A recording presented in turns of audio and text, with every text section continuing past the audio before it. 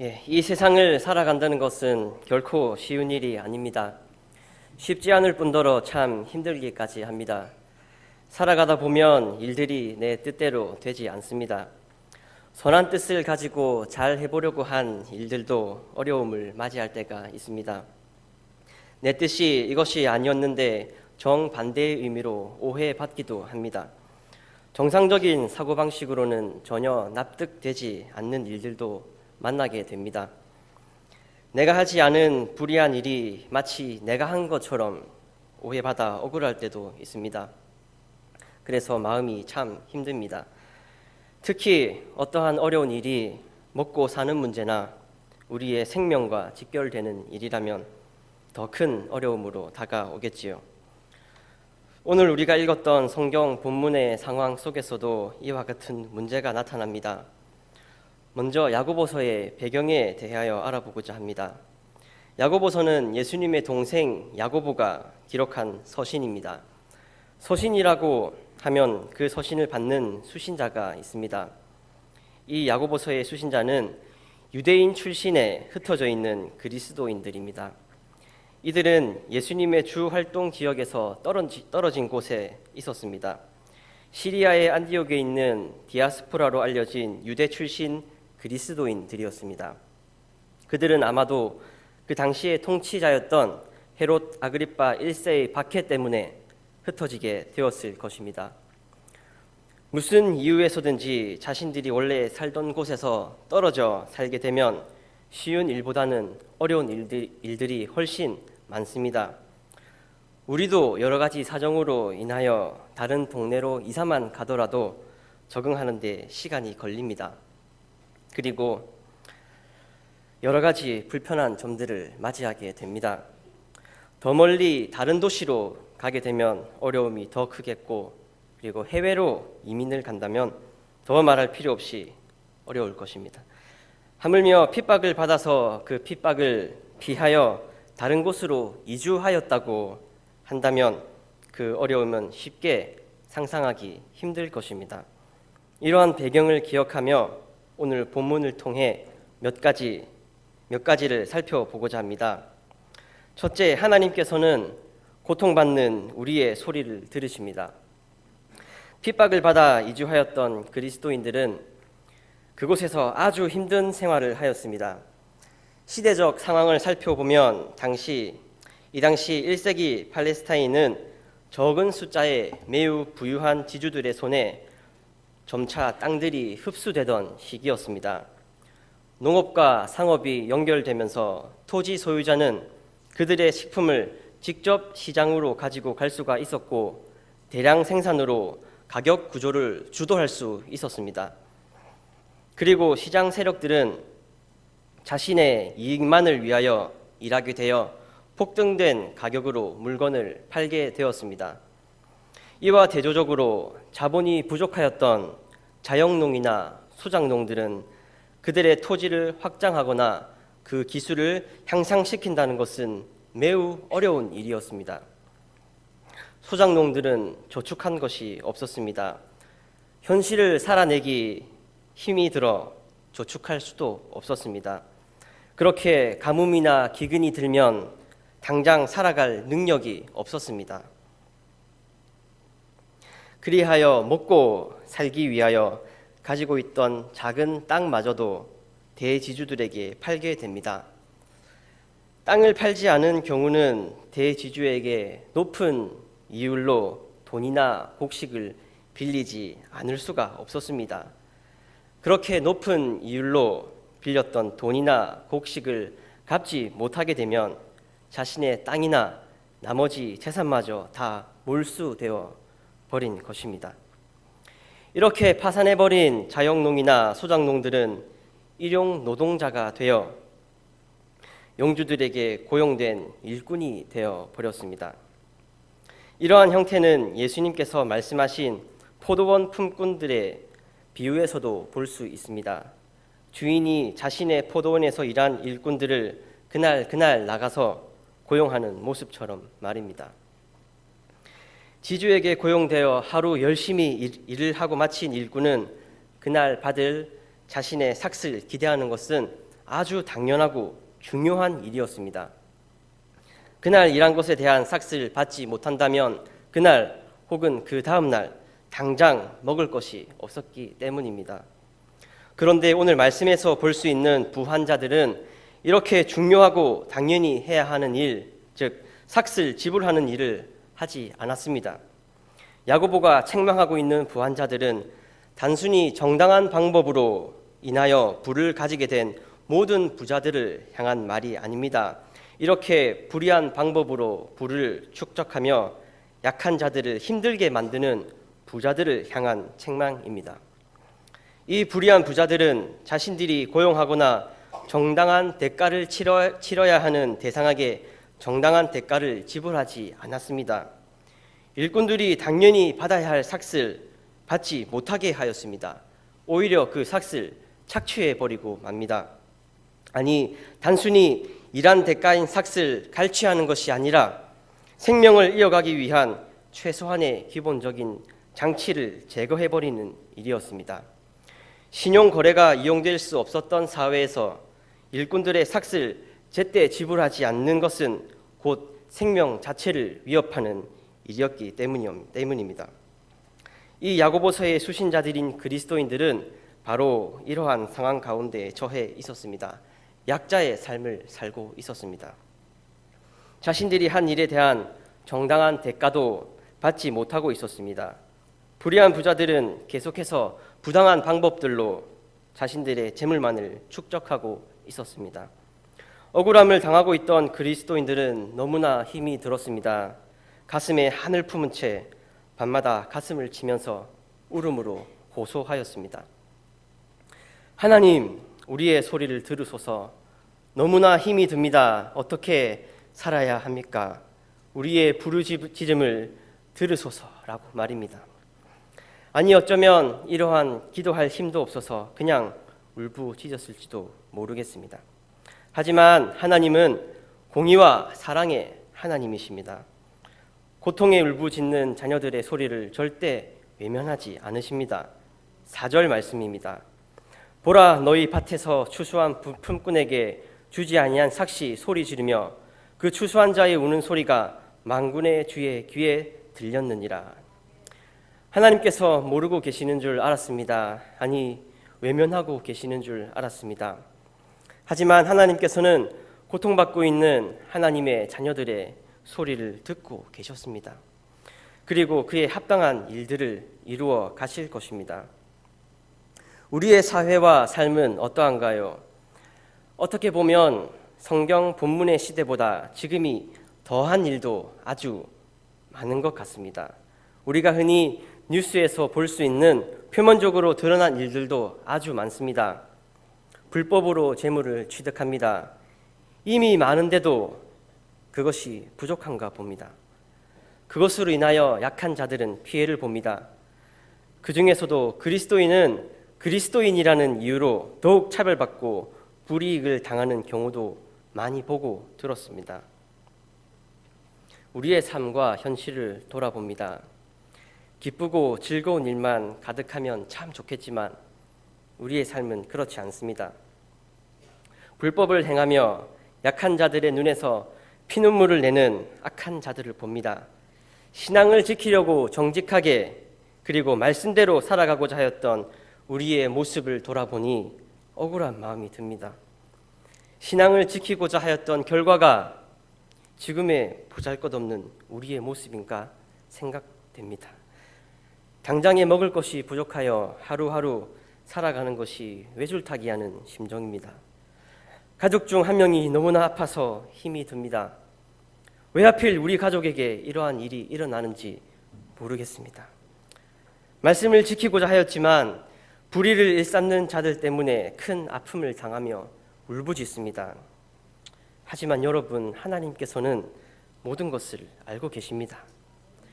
여러 아픔과 억울한 일을 당한 하나님의 자녀의 소리를 듣고 계십니다.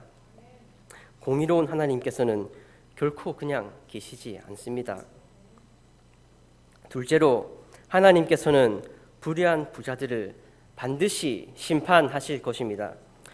오늘 읽었던 본문의 시작은 들으라 부한 자들아 라고 시작하고 있습니다.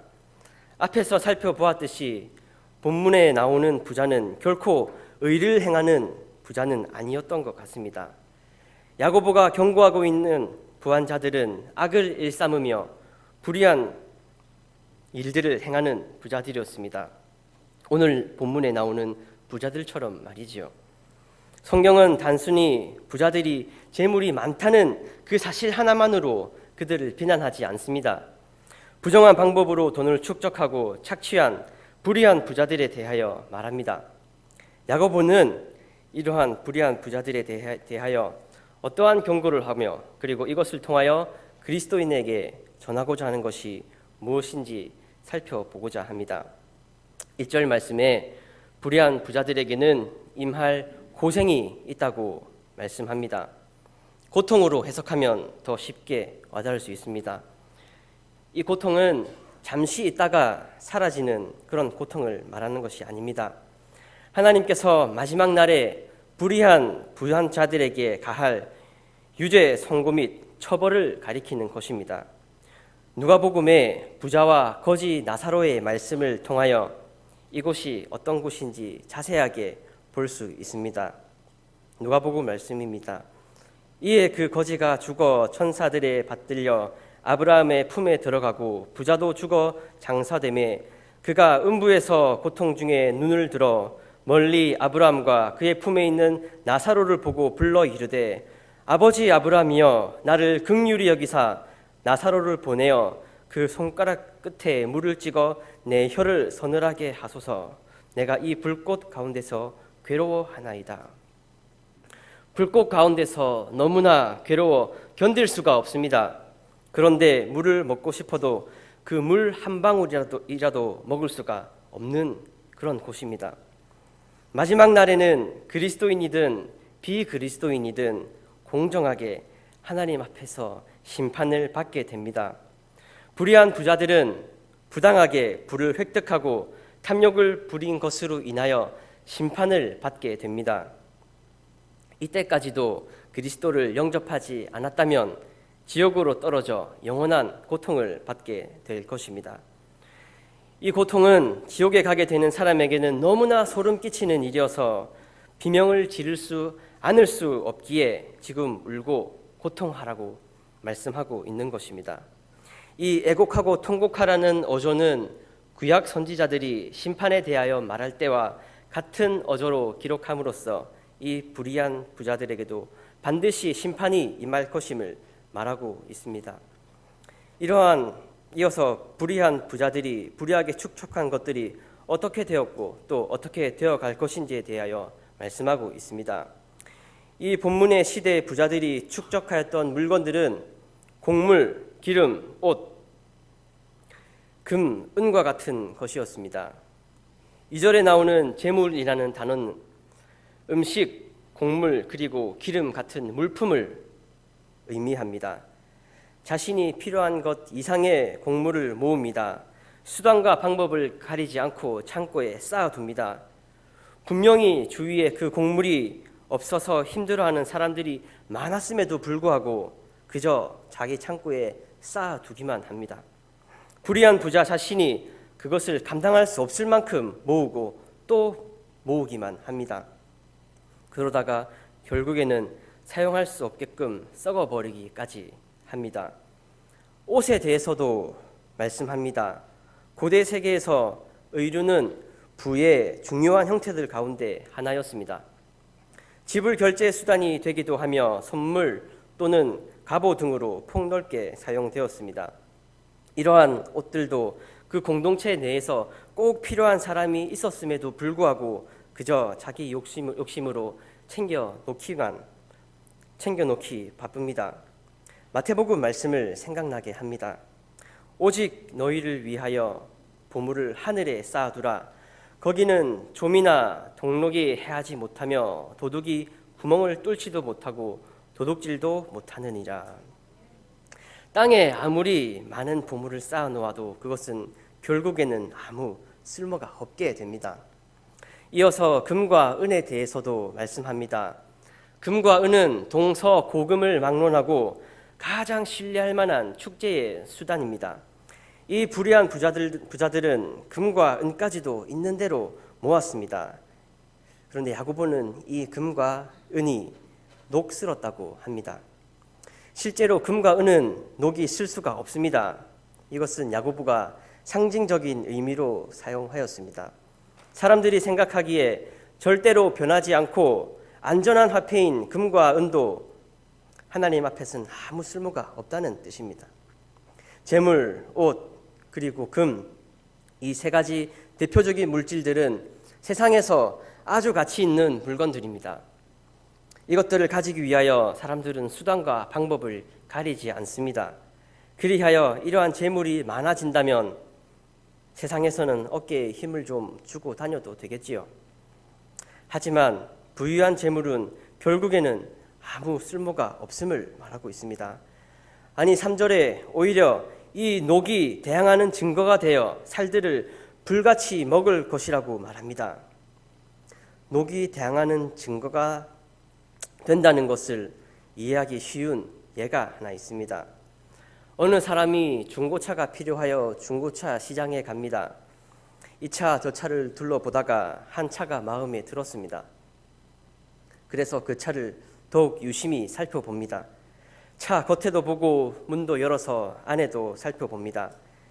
이쪽 저쪽 살펴보는데 차 한 모퉁이에 숨길 수 없는 얇게 벗겨지는 젓갈색의 녹을 발견하게 됩니다. 이 녹은 이 차가 부식되어서 표면이 떨어져 나가고 있는 상태임을 드러냅니다. 이 녹은 차에 불리한 증거를 가져오게 됩니다. 차값이 떨어지면 물론이고 그 차를 사려고 했던 사람의 선택도 받지 못할 확률도 높아지게 되겠지요. 이와 같이 축적된 부는 마지막 날에 불의하게 재물을 축적한 사람이 누구인지를 드러냄으로써 그에게 불리한 증거가 되고 맙니다. 이러한 증거가 불의한 부자들을 삼켜버리게 될 것입니다.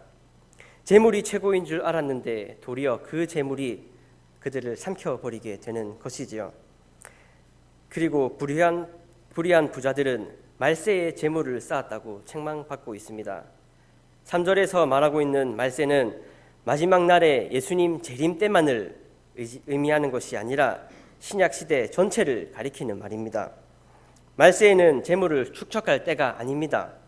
말세는 하나님의 심판이 임박했다는 의미이고 기름을 준비한 5명의 처녀들처럼 정신을 차리고 살아가야 함을 의미합니다. 물론 모든 일상생활을 뒤로하며 예수님의 재림만을 기다려야 한다는 의미가 아닙니다. 우리에게 맡겨진 일상적인 업무에 충실해야 합니다. 그러면서도 언제나 주님이 부르신다면 기꺼이 세상을 떠날 수 있는 준비를 해야 합니다. 하지만 본문의 불의한 부한자들은 이 세상이 영원히 지속될 것처럼 살았습니다. 열심히 모은 이 재물들이 부메랑이 되어 고통으로 돌아올 줄도 모르고 말입니다. 부한자들에 대한 경고는 5절에서도 계속됩니다. 부당하게 취득한 재물 가지고 사치스럽게 향유하는 것에 대해 경고합니다. 그리고 사륙의 날에 그들의 마음을 살찌게 하였다고 말씀합니다.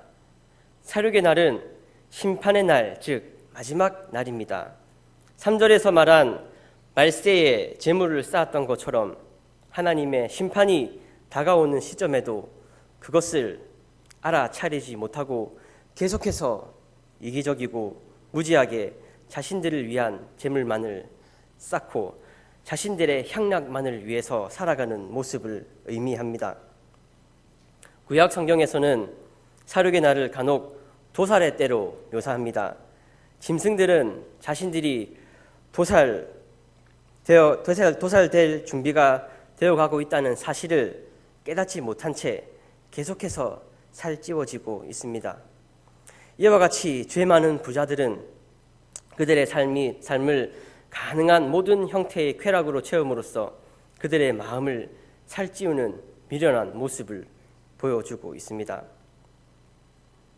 이로써 불의한 부자들에 대한 경고와 심판에 대하여 말씀을 들었습니다. 야고보 저자는 이 불의한 부자들이 회심하여 돌아와서 구원받게 하기 위하여 이 부분을 기록한 것이 아닙니다. 야고보서의 수신자들인 억압받고 있는 그리스도인을 위로하기 위하여 기록하였습니다. 이러한 삭슬 받지도 못하고 고통당하는 그리스도인들을 위함입니다. 불의한 방법으로 부를 축적한 부자들을 부러워하지 말라는 것입니다.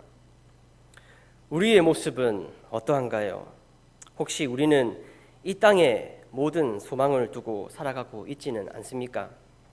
말씀대로 살아보고자 하였더니 오히려 손해를 본다고 불평해 보시지는 않으셨습니까?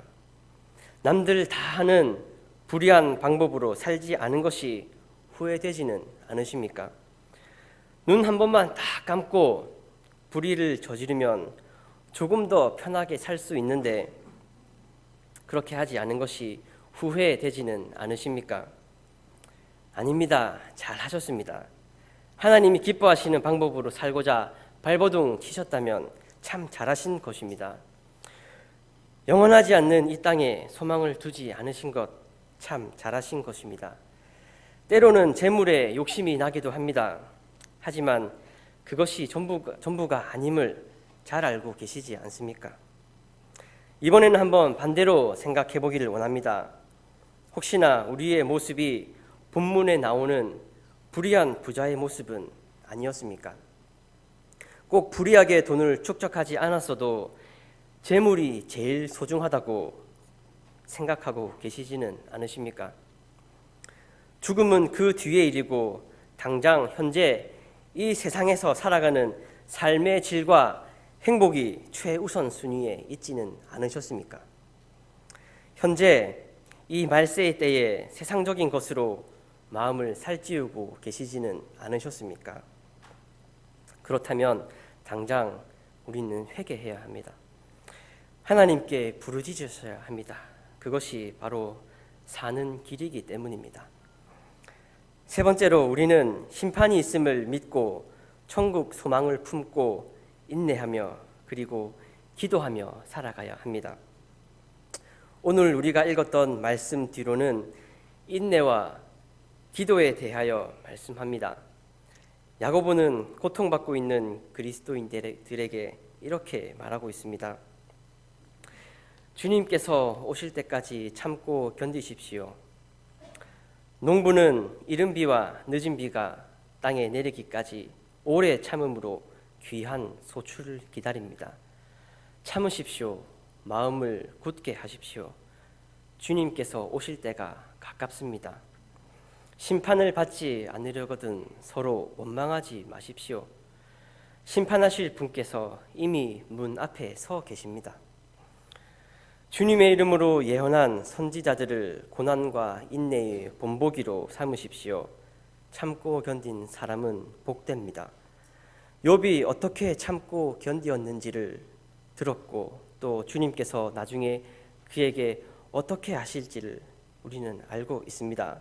주님은 가장 자비하시고 긍휼히 여기시는 분이십니다.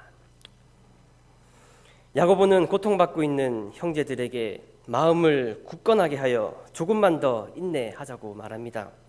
주님께서 보여주신 믿음의 선배들의 결과를 기억하며 인내하며 견디자고 말하고 있습니다.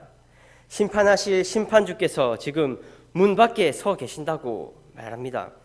주님께서 다시 오실 날이 가깝다고 말합니다. 여러분, 심판은 반드시 있습니다. 하나님께서 친히 복수자가 되어 주십니다. 주님께서 다시 오실 날이 멀지 않았습니다. 이 사실을 잊고 살아서는 안 됩니다. 이 세상을 주님의 뜻 안에서 최선을 다하여 예수님을 믿지 않는 사람들에게 본이 되게 살아가셔야 합니다. 그리고 그렇게 살아가시되 우리에게는 우리가 죽고 난 뒤 돌아갈 본향이 있다는 사실을 잊어서는 안 됩니다. 우리는 이 세상에서 영원히 살아갈 존재들이 아닙니다. 썩고 없어질 영원하지 않는 것에 천국 소망을 내어주지 마시길 바랍니다. 야고보는 또 이렇게 말합니다. 여러분 가운데 고난을 받는 사람이 있습니까? 그런 사람은 기도하십시오. 병든 사람이 있습니까? 기도하십시오. 믿음으로 간절히 드리는 기도는 병든 사람을 낫게 할 것입니다. 주님께서 그를 일으켜 주실 것입니다. 죄를 지은 것이 있습니까? 기도하십시오. 용서받을 것입니다. 그러므로 여러분은 서로 죄를 고백하고 서로를 위하여 기도하십시오. 의인의 간절한 기도는 큰 효력을 냅니다. 라고 말입니다. 여러분, 악한 부한자들에게 고통을 당하던 그리스도인들의 울부짖는 소리를 만군의 주님께서는 들으셨습니다. 우리도 개인적으로나 교회적으로나 다 어려운 일이 있습니다. 구원의 은혜를 받았다고 해서 모두 다 형통한 삶을 사는 것은 아닙니다. 아브라함의 삶이 형통했습니까? 야곱의 삶이 평탄했습니까? 요셉은 처음부터 총리가 되었습니까? 성경을 조금만 더 들여다보아도 하나님을 믿는 수많은 믿음의 사람들에게 수많은 시련과 고통이 있었음을 확인할 수 있습니다. 하지만 그 시련과 고통 가운데서 하나님을 찾고 부르짖었을 때 근본적인 문제들이 해결되었습니다. 하나님께서는 우리가 시련과 고통을 통해서라도 하나님을 찾고 원하고 계십니다. 시련과 고통이 없으면서 하나님까지도 없는 것은 축복이 아닙니다. 우리가 지금 살아가고 있는 이 시대와 상황과 삶은 하나님을 간절히 찾고 기도해야 될 때입니다. 우리의 소망이 이 땅에서만 머물고 있다면 우리는 기도해야 할 이유가 없습니다. 하지만 우리의 소망은 이 땅 위에만 있지 않습니다. 우리는 다시 돌아갈 수 있는 천국 본향이 있습니다. 천국 소망이 있습니다. 우리는 다시 돌아갈 수 있는 천국 본향이 있습니다. 우리는 그 소망을 가지고 기도하는 간절한 신자들이 됩시다. 교회의 예배와 교회가 정한 공적 기도 모임에 적극적으로 참여하시기를 간절히 소망합니다. 다른 사람들이 하겠지, 다른 가족들이 하겠지 하는 생각은 잘못되었습니다. 내가 기도해야 합니다. 우리 자신이 기도해야 합니다. 기도할 수 있습니다. 성령님이 함께 하시기 때문입니다. 말씀에 순종하여 믿음으로 기도하시기를 간절히 바랍니다. 한 이야기로 말씀을 맺고자 합니다. 많은 사람들이 이미 알고 있는 이야기이기도 합니다. 짐 엘리엇이라고 하는 한 선교사님의 이야기입니다. 1956년 미국 전역을 큰 충격으로 몰아넣었던 사건이 있었습니다. 짐 엘리엇이라고 하는 젊은이와 5명의 친구들은 신학교를 마치고 간단한 짐만 챙긴 채 남미의 에콰도르라는 나라로 선교를 떠났습니다. 한 번도 복음이 전해지지 않은 이곳에 엘리엇과 그의 친구들이 찾아간 것입니다. 에콰도르란 나라에는 아우카족이라는 잔인하고 독하기로 이름난 족속들이 살고 있었습니다. 조그만 소형 비행기를 타고 해변에 내린 이들은 해변가에 텐트를 치고 아우카족에게 복음을 전하기 위해 준비를 시작한 지 닷새째 될 즈음이었습니다. 선교 본부에서는 이들에게서 아무 소식이 없자 혹시나 하는 생각에 비행기를 보내보았습니다. 그랬더니 그곳 해변에서 5명의 청년들이 무참하게 살해된 것을 발견하였습니다. 해변가에 그들의 시체가 피를 흘리며 널브러져 있었습니다. 아우카족에게 창과 도끼로 죽임을 당한 것이었습니다. 29살 짐 엘리엇은 그렇게 순교하고 맙니다. 그런데 한 가지 이상한 점이 발견되었습니다. 그 청년들의 주머니에는 권총이 들어 있었기 때문입니다. 이들은 자신의 신변 보호를 할 수 있었음에도 불구하고 총을 뽑지 않고 그대로 죽었던 것입니다. 미국 신문들은 이 사실을 보도하면서 얼마나 분노했는지 모릅니다. 그 기사의 제목은 이랬습니다. 이것이 무슨 낭비인가? 라는 것이었습니다. 장래가 촉망되는 젊은이들이 도대체 무엇 때문에 멀리 남미까지 가서 쓸모없는 죽음을 당해야 했는가라는 것이었습니다. 세상 사람들의 눈에는 그것이 어리석게만 보이는 것이 당연합니다. 하지만 짐 엘리엇은 그렇게 생각하지 않았던 것 같습니다. 나중에 엘리엇의 글과 일기들이 책으로 출판되었는데 눈길을 끄는 문구가 있었습니다. 영원한 것을 얻고자 영원하지 않은 것을 버리는 자는 어리석은 자가 아닙니다. 19살 대학교 2학년 때 적었던 글이었습니다. 짐 엘리엇은 어릴 때부터 이 사실을 알고 있었던 것 같습니다. 이 세상에서 영원히 살지 않을 것임을 알고 있었던 것 같습니다. 아니, 이 세상에서의 삶보다 돌아가서 영원히 거할 천국 본향의 소망이 어릴 때부터 그에게는 있었던 것 같습니다. 그렇습니다. 영원한 것을 얻고자 영원하지 않은 것을 버리는 자는 결코 바보가 아니라 현명한 자입니다. 비록 세상의 눈으로는 이해할 수 없는 일이었지만 예수님의 눈으로 본다면 그것은 결코 어리석은 일이 아니었습니다. 짐 엘리엇 선교사가 순교하고 난 뒤에는 그 아우카족에게는 짐 엘리엇 선교사의 부인이 들어가서 선교를 합니다. 훗날 그 부족은 예수님을 만나고 영접하고 구원받게 됩니다. 짐 엘리엇 선교사가 그곳으로 오지 않았다면 자신들은 영원히 원래 그 죽어가는 삶을 살고 있었을 것이라고 그 부족 사람들은 훗날 고백하였습니다. 성도 여러분, 이 악한 세상을 살아가기가 얼마나 힘이 드십니까? 하지만 우리의 아픔을 주님께서는 아시고 우리의 소리를 듣고 계신다는 사실을 기억하시기를 바랍니다. 이 세상은 영원하지 않습니다. 반드시 심판의 날이 오게 됩니다. 인내하며 열심히 기도하면서 영원한 천국 소망을 바라보며 살아가는 저와 여러분이 되기를 간절히 소망합니다.